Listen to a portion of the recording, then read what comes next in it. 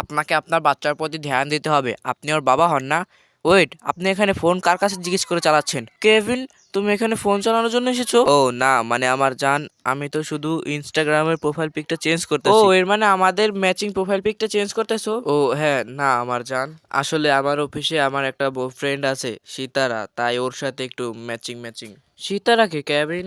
ও hello, আপনাদের সমস্যা কি? আপনার বাচ্চা পিয়নের বাচ্চার চেয়েও কম নাম্বার পাইছে, আর পিয়নের বাচ্চা তো আমাদের স্কুলেও পড়ে না। হ্যাঁ, তো পিয়নের বাচ্চা এমন কি করে? তা তো আমি জানি না, কিন্তু যেখানে এই জমিন সাফ করা থাকে ওইখানে যাই চাটা শুরু করে দেয়।